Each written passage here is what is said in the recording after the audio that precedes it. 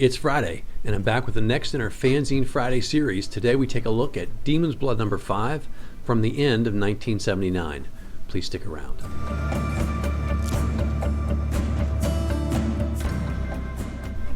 I'm AZ Mountaineer, and this is our channel, Old School Rules, where we celebrate the community of old school gamers and grognards who like classic RPGs, miniatures, magazines, and everything that goes with it. Each week on the Fanzine Friday series, we take a fanzine from my collection off the shelf for a closer look, and today that's Demonsblood number 5 from the end of 1979. Hope you enjoy the video. So we're continuing this week our look at the fanzine called Demonsblood, which comes to us from Brian Dolton in the United Kingdom, and although these aren't dated, he mentions in the editorial that this one's going to come out in early November of 1979. The deadline for the next issue is January 1 of 80. This is the size we're used to. It's heavy stock cover, pages folded in half and stapled. This particular version that I have, the pages are a little bit misaligned, so a couple of them stick out, but it's basically what we're used to. Take a look here at the cover. This is Paul Blackwell, who's done a number of the covers and interior art in most of the Demonsblood fanzines. This one obviously has a sci-fi theme to it rather than fantasy. It doesn't really tie to anything in particular from the fanzine itself. He has a table of contents, but I'll give you the table of contents here, a little easier to read. Page 2 is where he covers subscriptions and how to make contributions, as well as having his table of contents. Bestial Growls is what he calls himself the Beast. That's a nickname, and Bestial Growls is his editorial. The con report, he'd been talking about promoting people to go to this thing called GordyCon, and so he just has a one-page summary of that, basically what he did, people he met, time he spent at the pub, time he spent playing different types of games and things like that. He said, by and large, just trying to encourage people to see. It's a great way to meet people, whether it's people you already know or people you don't know yet, and have a lot of fun for a day or a weekend. Then we have a number of these. Remember, this is the APA style where each contributor sends in a page 2, 3, 4 of typed information for like a mini fanzine that he then puts together.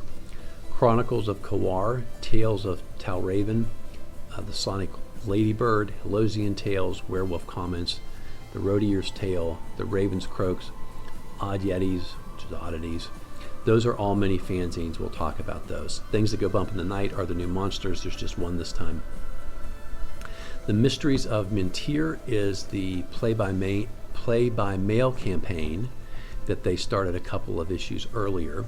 This time they're back with a short summary of a couple of things about the campaign world, how that works, as well as a little information about some initial activity. He's got some report in here about what some of the participants have done. He says he's basically full up at this point with people.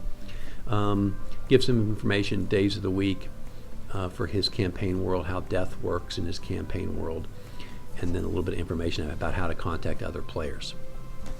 And finally, the character file, which is in every one of these, is some pre-rolled NPCs. So it gives you their name, their stats, and a little bit of background information about the players. And the idea is everyone sends these in from time to time, and then all the dungeon masters can read through those and find some ideas that they like and use those in their home campaign. Let's take a look at our contributors. Brian Dolton obviously is the editor and as well as a contributor to the fanzine. He's got an article, and Werewolf Comments is his mini fanzine. Paul Blackwell this time does not, as I see it, make a contribution other than art.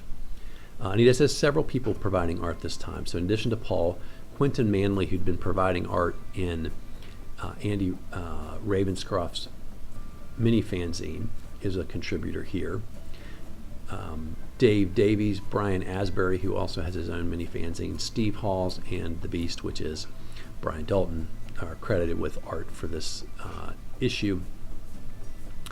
And then we'll mention the people who contributed the various articles when we get to their section of the fanzine. So here is the Chronicles of Kawar, and this comes to us from Kevin Reeder. He starts off talking about some of the some feedback on the other fanzines from earlier. versions of Demonsblood. And then he's got an article here where, so he talks about, remember he talked about his own campaign, his mishmash of rules, and says now he's sort of become really a big fan of Rune's Quest. And so he said he talked about having this complex but excellent combat system. He says basically he quit using it, now he just uses the Rune's Quest version of combat. And he wants to talk about sort of these jobs that characters might have, and he's got a whole system based on age and level. He says, I'll use the age from the article about how to determine age in the earlier issue of Demonsblood, and based on your age, so many years for adventuring, and then the rest of your years are going to have different jobs. And so we roll to see what job you had based on an earlier article that had different types of professions and things like that in it. And that's how you learn about your sort of background experience from jobs, if that's something you're interested in. He also has a system for interaction with deities. He says he likes the Gia system that was in an earlier issue, as well as there's this game called Bifrost. He likes to combine the two, but essentially keep track of your behavior relative to alignment, and either move you closer to one end or the other of the alignment spectrum, where good, neutral, and evil is on the main branch of the tracking system. And the closer you get to the end where your deity sits, the more likely you are to get some type of divine intervention. And so one thing he has in here that's kind of interesting, and there's another article actually in the same issue that talks about armor. He talks about the effect of damage absorption by armor and weapon. And my critique of this guy's contributions are he talks about the system he has in his home campaign, but he only shares part of it. And so you're sort of left to try and figure out how to put it all together yourself, which I think if you're going to bring up the idea, you might as well share the whole concept. So he takes the types of armor and gives them a rating, takes the type of weapons and has like a matrix: heavy, medium, light, blunt, pointed, edged, or missile. And then when you have successful hits, he has essentially modifiers to that type of damage. So just as an example, plate mail armor, blunt weapons, right? Heavy blunt weapons are have a -2 modifier. Light blunt weapons have a -4 modifier. And he's got different modifiers, heavy, medium, and light, for each type of weapon, and then again for each type of armor. And there's a percentage chance to able to have, as I read his charts, there's a percentage chance that the armor basically absorbs the damage rather than letting your character take it. That's kind of built into armor class, I think, in the basic Dungeons and Dragons idea, but he's trying to make it, I think, a little more complicated, but maybe a little more realistic to determine whether the armor is taking that damage or you are. And like I said, we'll come to another mini-fanzine where they talk about weapon damage impact on armor, and I like that article probably a little bit better. Okay, next we have Tales of Tau Raven 1, which is a contribution from Dave Davies. This one is kind of interesting. So what he has is very basic, but leaves it for the Dungeon Master to flesh it out. The basic idea are there are 4 temples. They're just big rooms, but they're basically all like giant one-room towers or temples. And they're dedicated to the god of different types of elementals, or maybe it's a demon connected to a certain type of elemental. And so he's got these 4 different towers, and then he's got an explanation of each one. So in each one, there's a room. It's different. You can find an amulet in that room, which maybe is the source of your quest. Within each amulet, in the center, is a stone that you can press. And if you depress the stone, you summon the god or lord of that particular temple. And so the first one is the storm god, which is sort of a god of air. And so there also are themed monsters in here. Short of summoning the god, there's also some monsters inside the room. Then you have the water god, the fire god, and the earth god. and in that order they get progressively harder. And like I said, there'll be some type of other creatures in the room when you get there that you can encounter and have to fight. And so but you can take the amulet out without pressing that stone, and you won't have to have the boss battle, depending on how strong your party is and whether you're looking for that, because they do have some decent rewards for those who can overcome them, but they're also pretty powerful. Sonic Ladybird is the return of Brian Asbury, who was I think he was in the very first Demonsblood, issue number 1. Says he hasn't written for a while, but he's got some comments. So the first thing he does is says, I like the NPC concept, but I'm going to share information about the PCs that are in my campaign. So he goes through and tells you stories about some of the PCs that are in his home campaign. And then Brian's got this article on armor that I told you about. And the way he does it, he gives essentially hit points to your armor, both your chainmail, leather, plate mail, whatever, and your shield. Leather has 20 points, plate mail has 70, steps up by 10 in between. And then the shields have large, medium, small, 30, 20, 10 hit points. Okay, so the way he does it is it basically figures out your natural armor class, which would be your armor class of 10 with a dexterity modifier.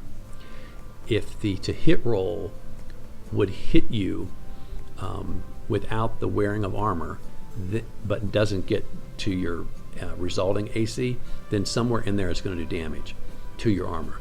So once it would hit you naturally, then your armor absorbs it, unless it only misses you by 1, then the shield absorbs that damage. And so essentially, you get a hit. Let's say we needed to hit a 12. A 12 would be natural. I roll a 13, so it's going to hit your armor. Well, in that case, it's going to hit your shield.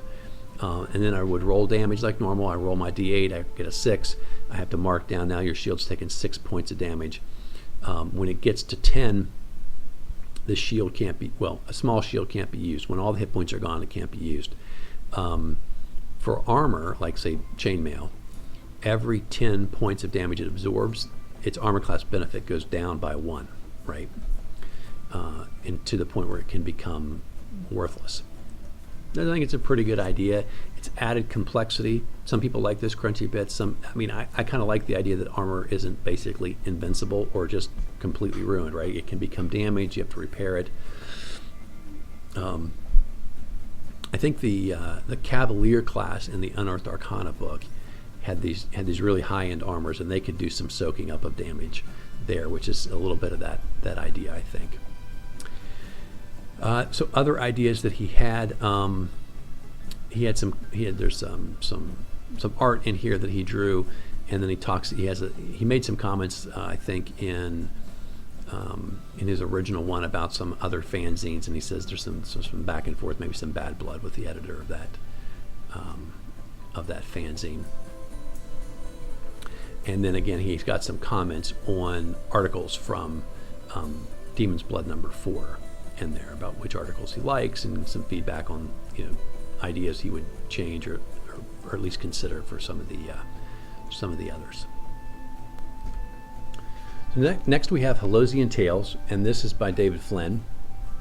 He has some comments in here about other articles in earlier editions, and then he says, now we want to turn to my main feature, which is a discussion of TSR's newly released Dungeon Master's Guide.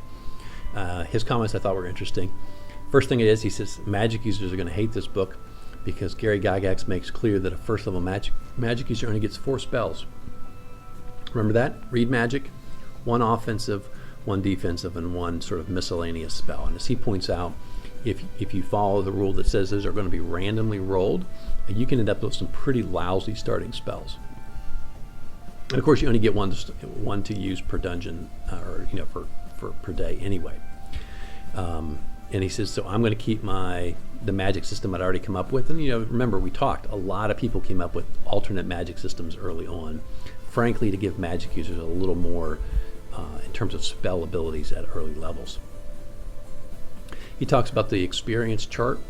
As Dungeon Masters, we've all used that one a lot, where it sort of has hit dice, base number, points per hit point, then there's other charts based on whether you have some additional special abilities. The monster has additional special abilities, so he talks a little bit about that and says, frankly, even the high-end monsters don't give you a lot of experience, which explains, the Gygaxian theory that treasure accumulation was a big part of how you gained experience in the game, which ties back to, I think, that wargaming idea that one of the things you wanted to do was amass treasure to build yourself a keep or a monastery or whatever went with your particular type of character.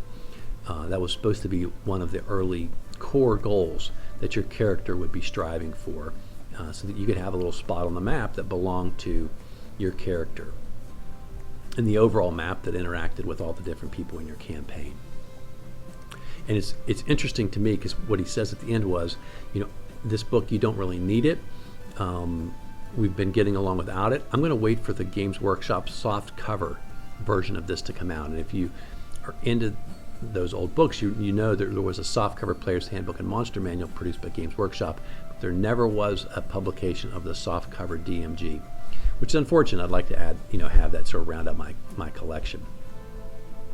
And then the other thing he has in his mini fanzine is a little tale about an adventure that his characters went on in his local campaign, and he's got some superhero conversion stats to bring these superheroes into your D&D game.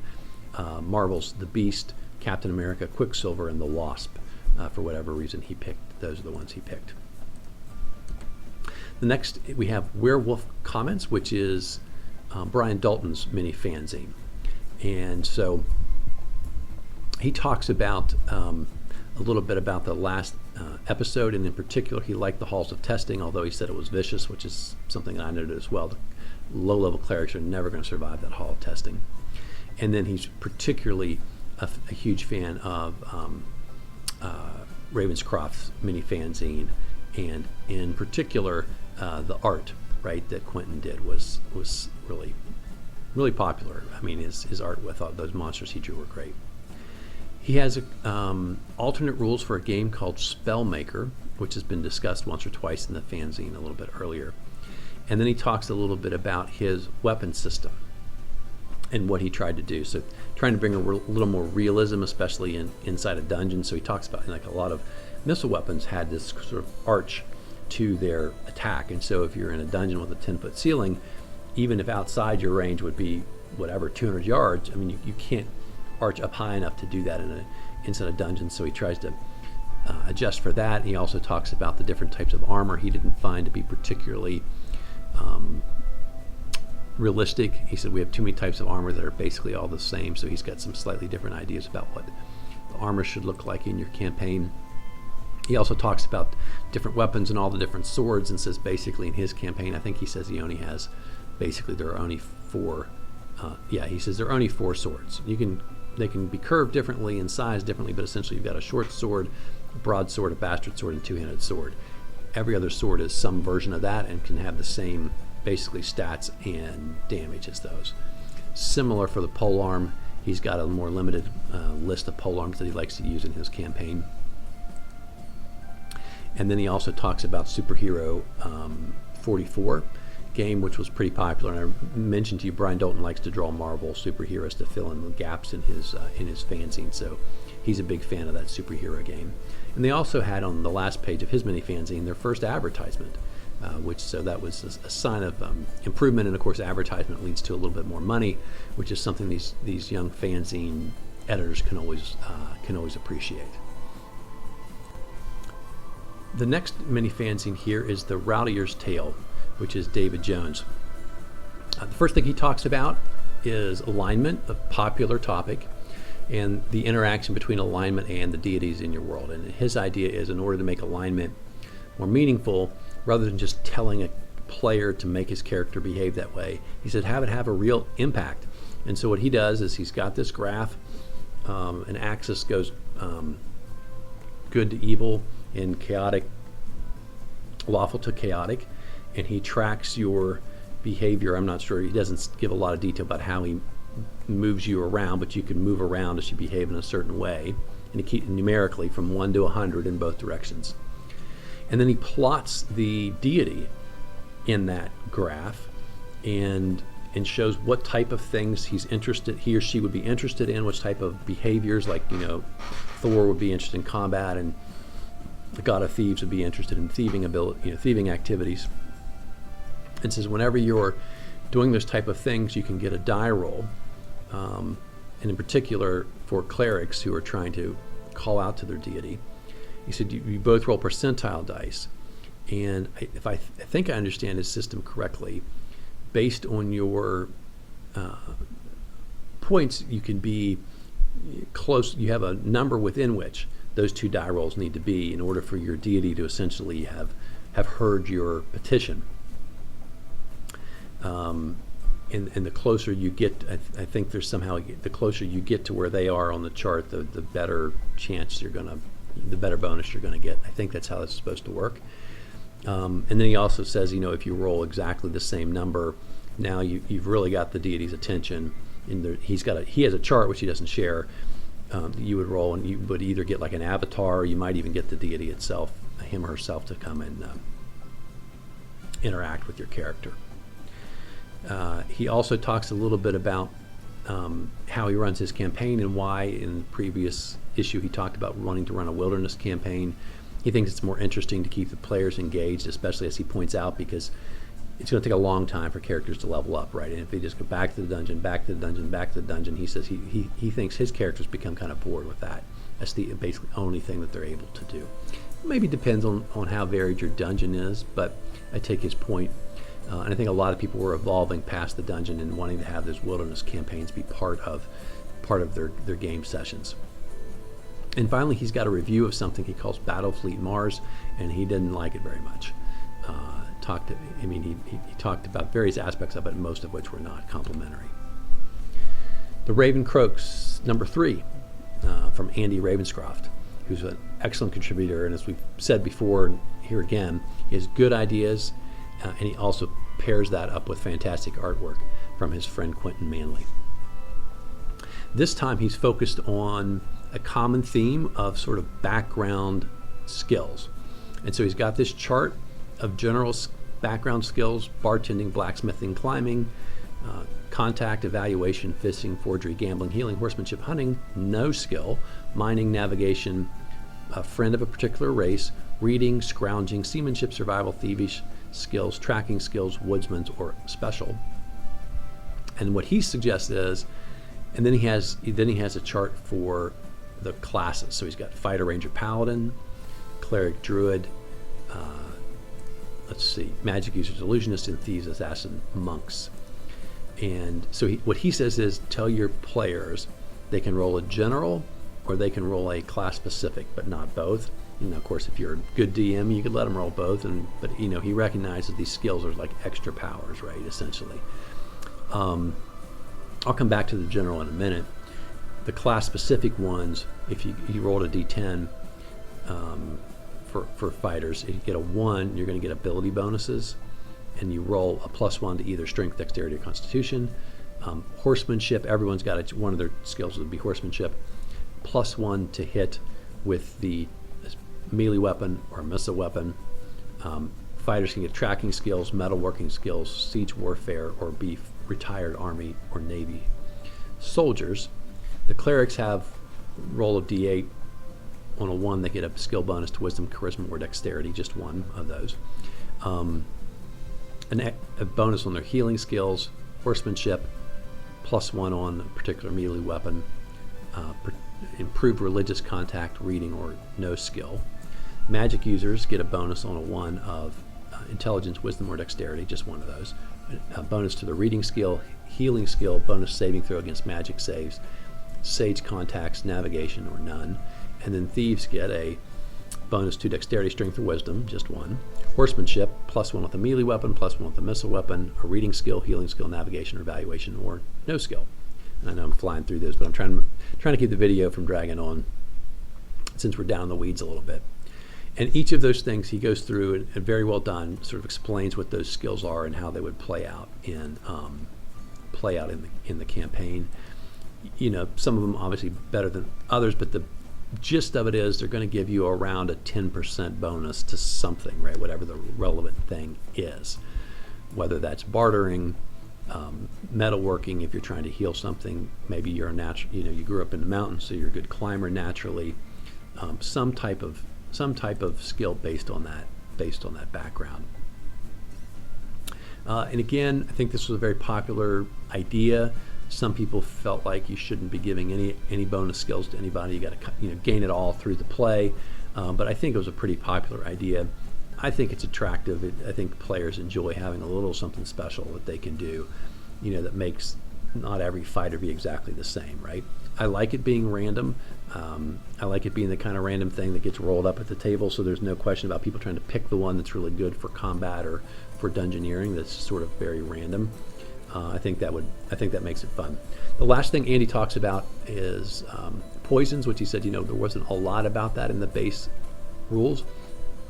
And he likes the idea of taking your constitution and giving you a saving throw modifier to poison. Everything from a very low constitution as a -3 to an 18 as a +3 on your saving throws.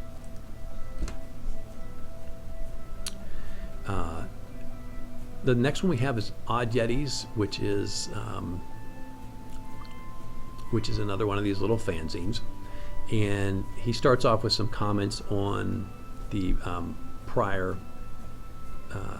issue of Demonsblood, and he talks a little bit also about some of the behavior of people in his campaign, different things that different people have done, and then he has rules for I think it's a sci-fi game called WarpWars. That's what it sounds like to me, which is not particularly on point for the kind of things that I like to review here, just because I don't tend to play those kind of games.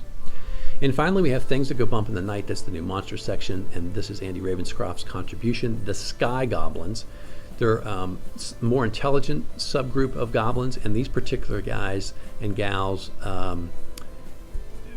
raise giant wasps, and so that's their thing. Like some goblins might be warg riders. These guys ride giant wasps about to do their activities, but also they tend to ride them out in groups when they go out in combat.